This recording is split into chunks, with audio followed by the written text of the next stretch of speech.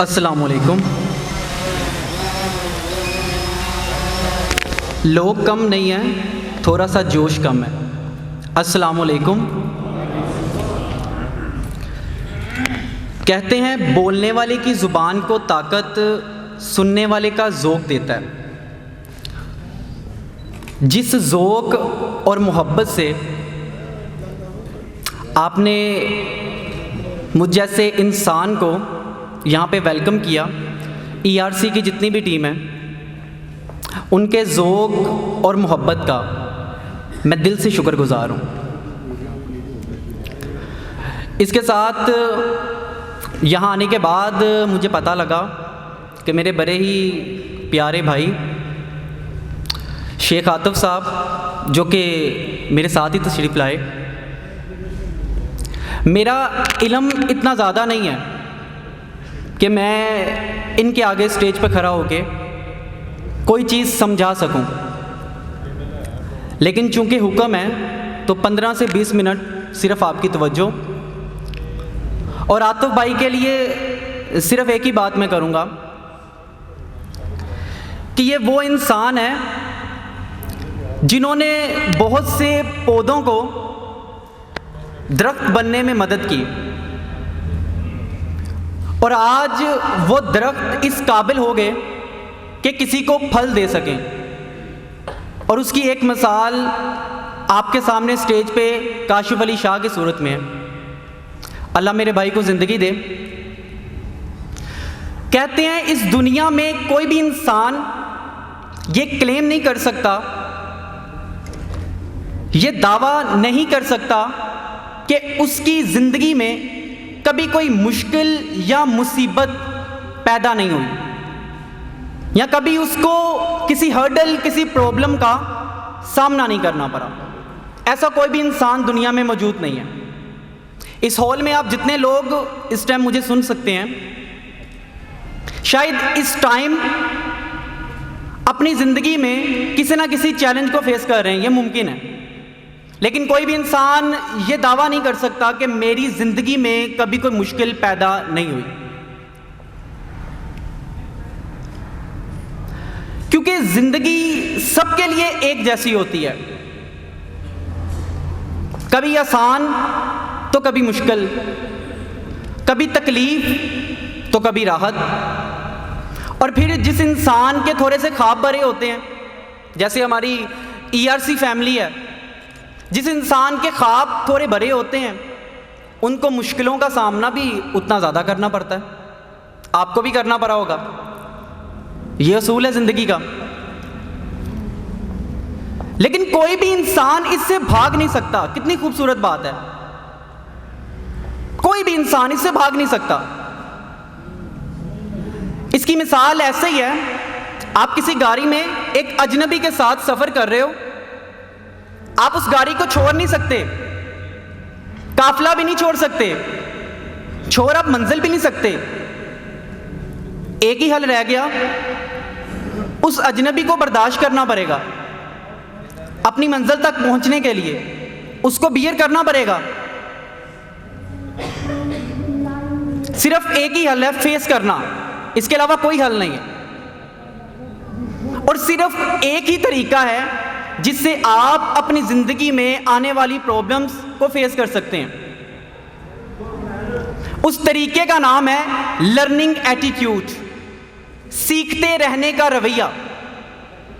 کہتے ہیں جو انسان اپنی زندگی میں اپنی تعلیم کے آگے ہمیشہ کوما یوز کرتا ہے, کوما کا مطلب ہے ٹو بی کنٹینیو, ابھی جاری ہے, وہ انسان دنیا کی بڑی سے بڑی پرابلم کو فیس کر لیتا ہے.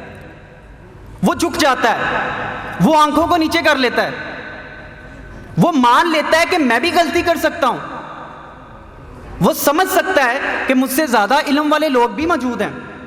اس کے برعکس جو انسان اپنے آگے, اپنی ذات کے آگے, اپنے سیلف کے آگے فل سٹاپ لگا دیتا ہے کہ میں کافی ہوں, میں بہادر ہوں, مجھ سے زیادہ کوئی نہیں, میں علم والا ہوں, مجھ سے بڑا کوئی سمندر نہیں, وہ انسان مشکل سے بڑی مشکل اپنے لیے خود ہی پیدا کر لیتا ہے. یہ لرننگ ایٹیٹیوڈ ہی ہوتا ہے جو طوطے کو یہ سکھاتا ہے کہ اگر تم 4 لفظ سیکھ جاؤ نا، 4 لفظ، تو تمہارا مالک تمہیں تمہاری من پسند خوراک دے گا۔ میاں مٹھو چوڑی دینی ہے۔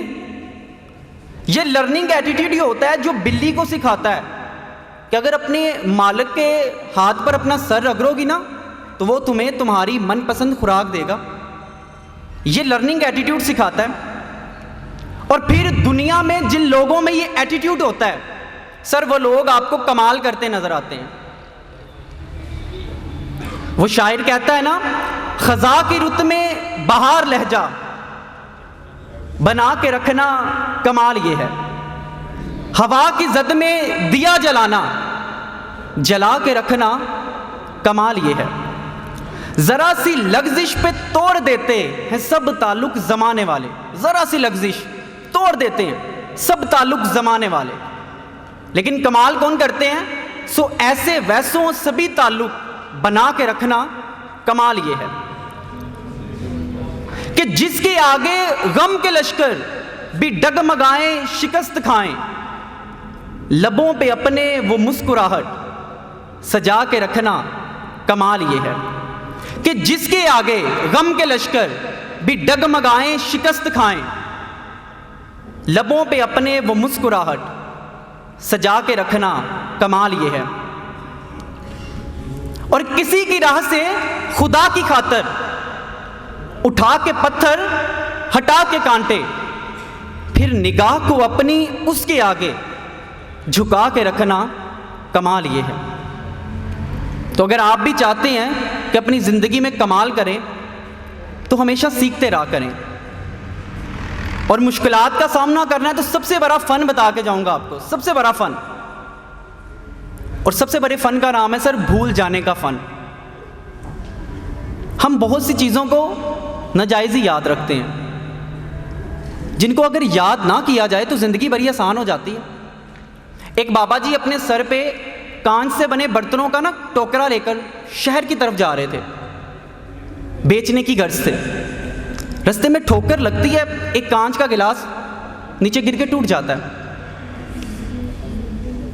لیکن حیرانی کی بات یہ ہے وہ بابا جی اپنی رفتار کو کم نہیں کرتے، وہ اسی رفتار سے چلتے رہتے ہیں۔ پیچھے سے ایک راہگیر بابا جی کے پاس آتا ہے، ان کو کہتا ہے شاید آپ کو معلوم نہیں ہے آپ کے ٹوکرے سے ایک گلاس نیچے گر کے ٹوٹ چکا ہے۔ وہ جواب دیتے ہیں مجھے اس چیز کا علم ہے۔ تو وہ پوچھتا ہے کہ پھر آپ رکے کیوں نہیں؟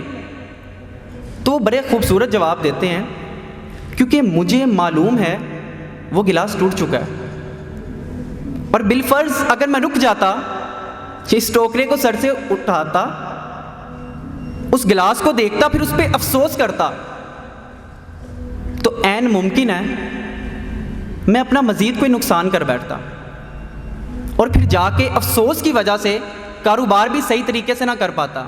اور پھر بڑے خوبصورت الفاظ ہیں، بڑے خوبصورت، وہ کہتا ہے بیٹا میں نے اس ٹوٹے ہوئے گلاس کو وہیں پہ چھوڑ کے اپنی زندگی کا بہت کچھ بچایا۔ بڑی مشکلات، بڑی مصیبتیں اس ٹوٹے گلاس کی مانند ہیں جس کو ایویں سر پہ بٹھایا ہوا ہے آپ نے، وہ بوجھ ہیں،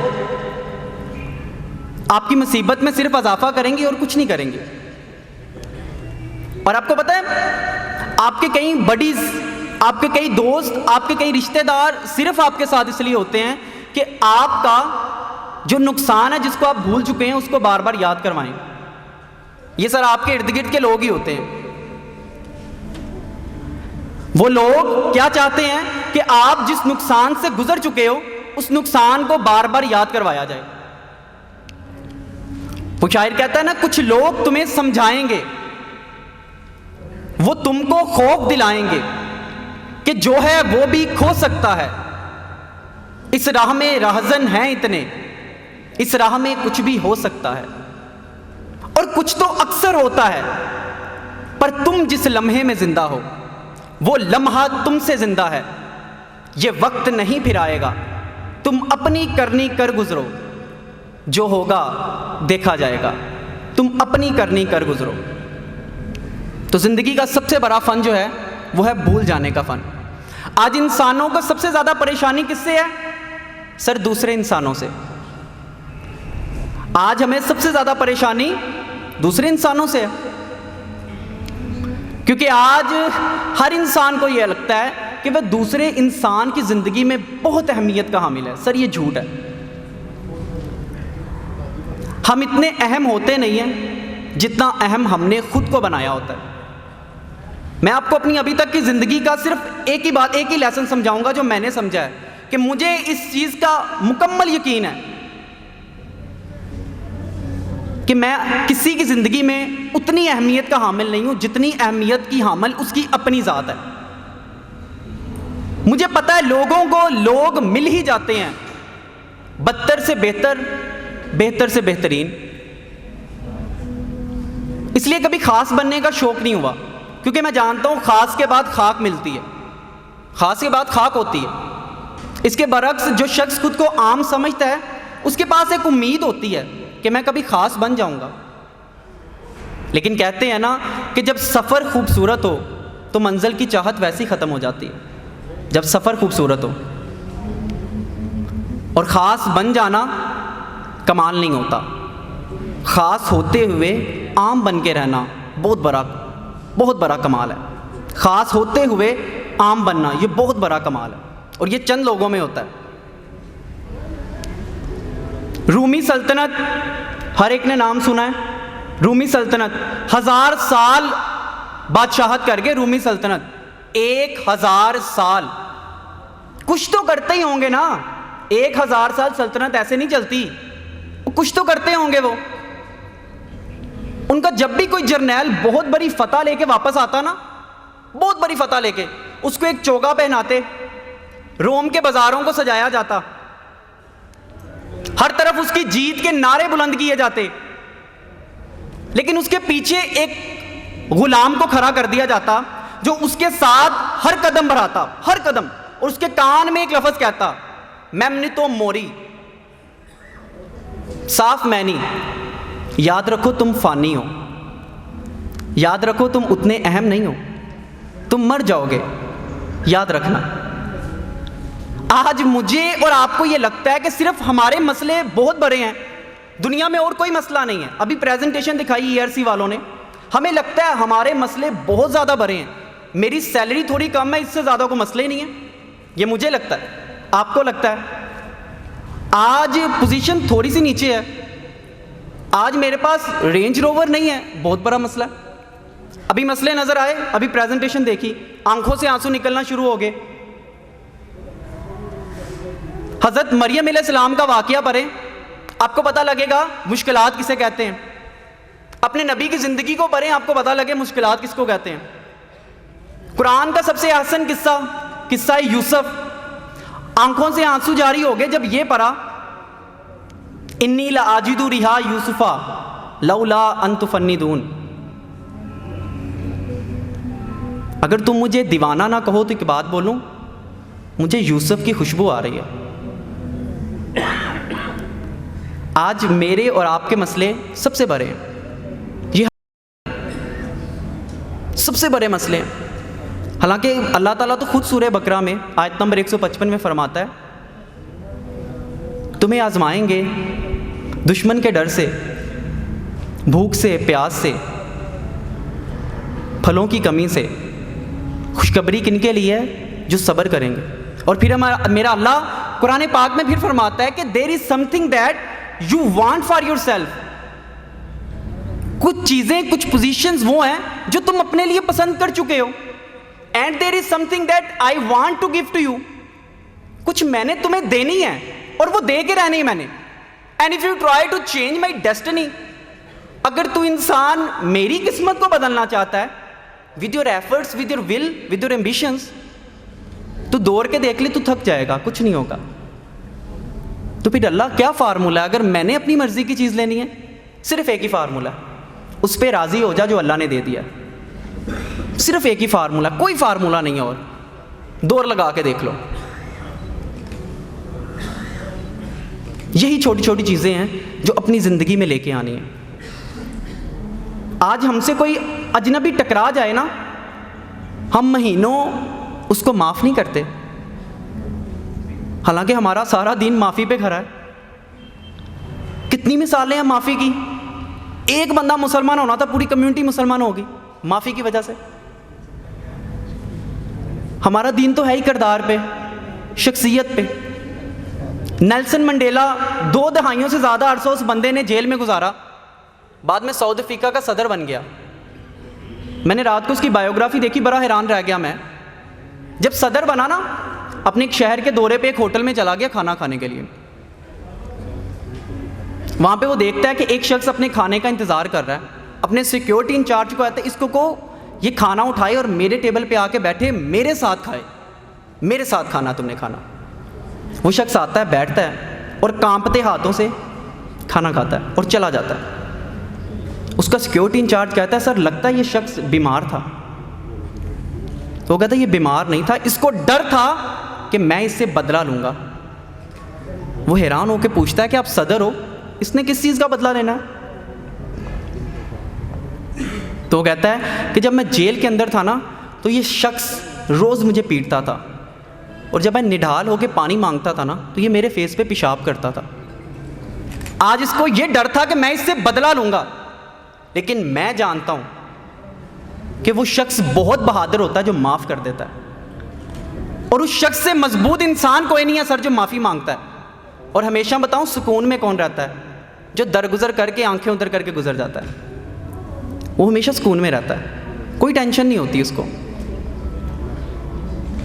اور یہ زندگی سر زندگی تو مارے گی، پھر آج نہیں تو کل، لمحہ لمحہ یہ زندگی مارے گی۔ ہاتھوں پہ خراشیں بھی آئیں گی، نیند بھی اڑ جائے گی، زندگی مارے گی، یہ اس کی شرط ہے۔ خوشی ملے گی لیکن درد کے وقفوں میں خوشی ملے گی۔ وہ کہتے ہیں نا جس حال میں جینا مشکل ہو اس حال میں جینا لازم ہے۔ اور اگر آپ زندگی کی جنگ میں سورما بننا چاہتے ہو نا، اگر آپ کوئی بھی آپ میں سے بیٹھا زندگی کی جنگ میں ایک سورما بننا چاہتا ہے تو ہر منفی کو خود تمہیں مثبت کرنا پڑے گا۔ کوئی ہاتھ نہیں آئے گا، کوئی آواز نہیں آئے گی، تمہیں خود مثبت کرنا پڑے گا۔ تمہیں خود اپنے اوپر پھینکی اینٹوں سے ہوا میں رستہ بنانا پڑے گا، پھر ہی پہاڑ عبور ہوں گے، کوئی بھی نہیں آئے گا۔ رستہ کیا ہے؟ تمہارا صبر، تمہاری عاجزی، تمہاری ہمت، اس کے علاوہ کوئی رستہ نہیں ہے۔ لوگ سارے آئیں گے تمہاری کامیابی کے بعد، پہلے نہیں آئے گا کوئی بھی۔ اسی لیے مٹھی بند رکھنے سے نا کبھی کسی سے ہاتھ نہیں ملایا جاتا، مٹھی کو کھولنا پڑتا ہے۔ آنکھیں ہوتے ہوئے بھی سر کو نہیں اٹھاؤ گے، آسمان نظر نہیں آئے گا۔ اور آخر میں ERC کی جتنی بھی ٹیم ہے، آپ جتنے بھی بھائی ہیں، ان کے لیے صرف ایک ہی پیغام کہ پھر بھی زندگی میں کبھی تھک جاؤ تو کبھی مایوس نہ ہونا، خدا سے گفتگو کرنا، ادب کی جستجو کرنا۔ یہ اکثر ہو بھی جاتا ہے کہ بندہ کھو بھی جاتا ہے، مقدر کو برا جانو گے تو یہ سو بھی جاتا ہے۔ اگر تم حوصلہ رکھو، وفا کا سلسلہ رکھو، جسے خالق سمجھتے ہو بس اس سے رابطہ رکھو، تو میں یہ دعوے سے کہتا ہوں تم کبھی ناکام نہیں ہوگے، کیونکہ وہاں انصاف کی چکی ذرا دھیرے ہی چلتی ہے مگر چکی کے پاٹوں میں بہت باریک پستا ہے، اور تمہارے ایک کا بدلہ سر وہاں 70 سے زیادہ ہے۔ نیت تلتی ہے پلڑوں میں، عمل ناپے نہیں جاتے۔ وہاں جو ہاتھ اٹھتے ہیں نا کبھی خالی نہیں جاتے، ہاں تھوڑی سی دیر ضرور لگتی ہے پر وہ دے کے رہتا ہے۔ پاکستان زندہ باد۔